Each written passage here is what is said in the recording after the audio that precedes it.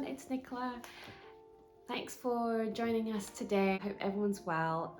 Today I just wanted to talk about my journey with yoga, how I got started, and perhaps some of the tips will help you get started, or if you've got some roadblocks, will help you to overcome these roadblocks.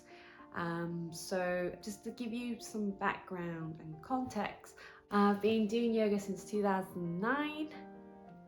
My job back then was teaching English in Japan, and I was sitting down for long hours, and what I realized was that my back was hurting, my lower back was hurting, and I wanted to find a practical solution for it.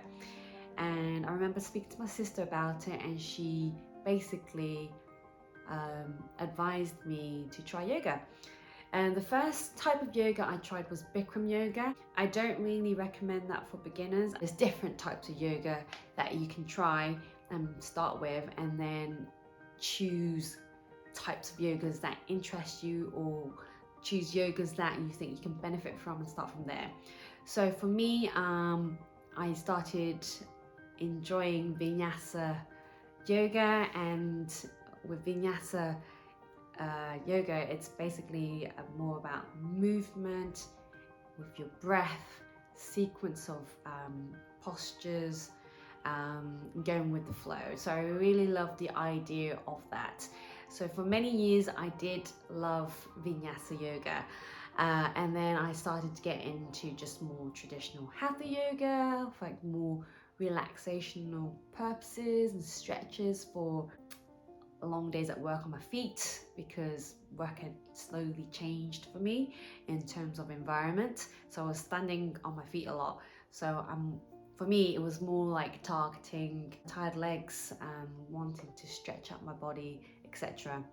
And then more recently, I've been getting into yin yoga. So yin yoga is great for holding a posture for a longer period of time, but you're doing it passively. So it's actually really relaxing for your body.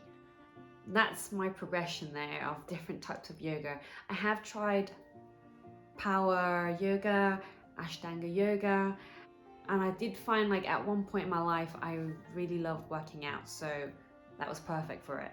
So as you can see, there's many types of yoga that you can hone into depending on what your needs are. So for me, it moved from physical to more emotional and mental. So I found it very meditative. I remember, I think it was 2013, I was going through a really rough patch in my life, and one thing that really helped me with this transition was yoga, because I did it for every day and it helped me stay focused on what I was doing on the mat. For me, I saw so much more potential in yoga, not just how it helped me physically, but also mentally and emotionally speaking. So how did I continue to learn yoga? So for me, on YouTube, you can actually find loads of fantastic instructors that offer you different kinds of yoga. One of my favorite ones are Yoga with Cassandra, Boho Beautiful Life, Jessica Richberg, Sarah Beth Yoga, recently Kino Yoga. All these yoga instructors are all different and varied, and I like them for different reasons. How I choose my yoga instructor is actually, first things first, am I comfortable in listening to their voice? Because, you know, let's face it, no one wants to listen to a voice if you don't like listening to a voice. So for me, that's very important, because this is where I listen to their cues, their instructions, without actually looking at the screen. The second thing is how they instruct it. Unfortunately, if they waffle on too much, I do find that quite off-putting. So I do like my instructors to be very clear, calm. And thirdly, I look at what they offer in their video and how long it is. So I started with longer videos, 60 minutes, but I think that is actually quite a long time when you're starting to do yoga. So what I would recommend is starting from anything for 30 minutes to 20 minutes or even 15 minutes. And the idea is to get into the rhythm of it. So my first tip, if you do want to get started in yoga, is talk to a friend. If you speak to a friend about starting yoga, first thing you have is you have support. You've got someone who's already interested in doing it, help you get into it. And if you have any questions or you're finding it hard to continue, you can speak to your friend about it. For me, I've started to recommend yoga to friends if they're obviously finding it hard to relax or are going through stressful periods of life. The first thing I recommend is trying yoga, giving them information of the resources of where to find yoga, which is often on YouTube. The second thing is being accountable for it. When you start speaking to someone about it, and it's going to obviously prompt you to want to continue. The next thing is making time to do yoga. It sounds dead simple, but I think most of the time we don't make time for it. And I think it's because we tend to prioritize other things over like exercising and working out, and obviously something like yoga. It can easily be overlooked.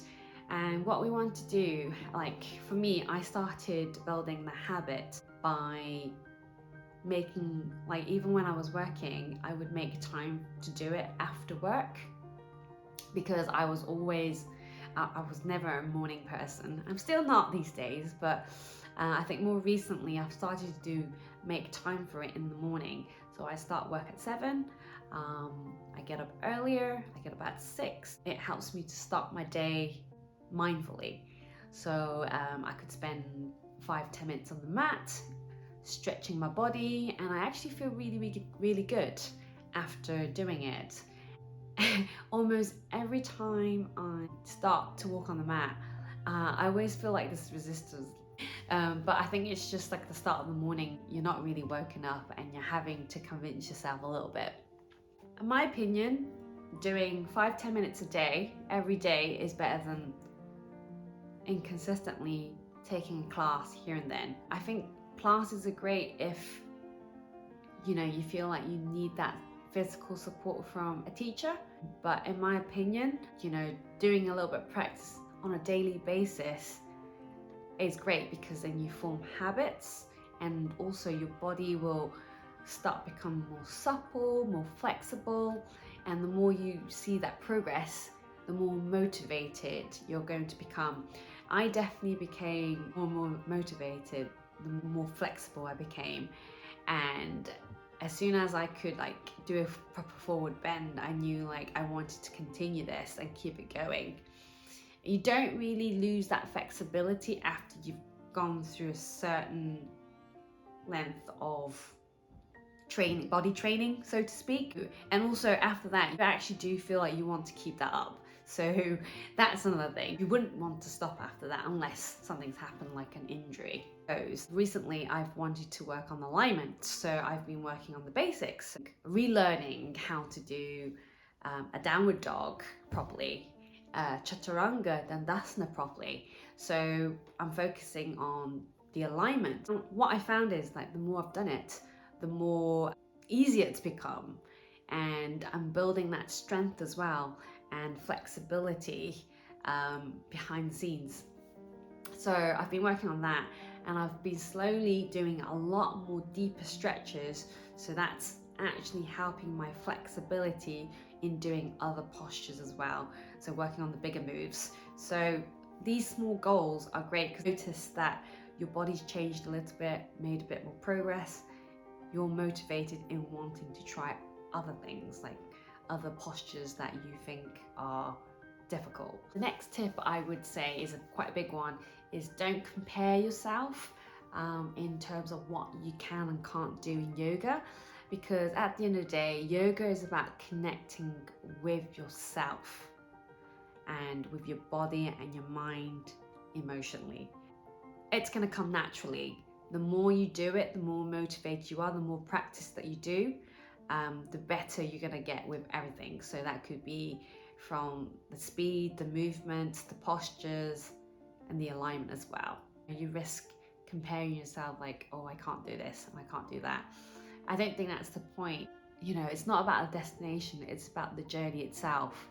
And so when you make that progress, it's so satisfying, right? My journey with yoga has changed. It's so about doing the poses, the difficult poses anymore.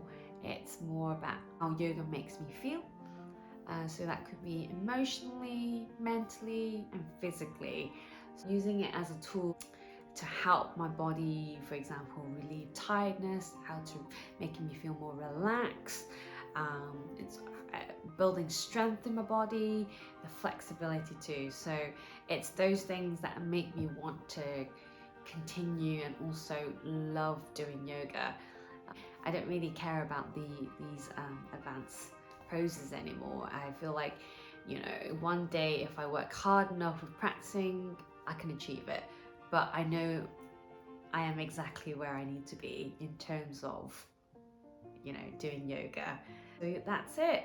I really hope some of the tips and some of the points I've touched on helps you in getting started with yoga. If you've got any questions, please do let us know in a comment. We'll be talking a bit more about health, wellness, and sustainable living in this channel, so do subscribe. Thank you. Have a great day. Bye.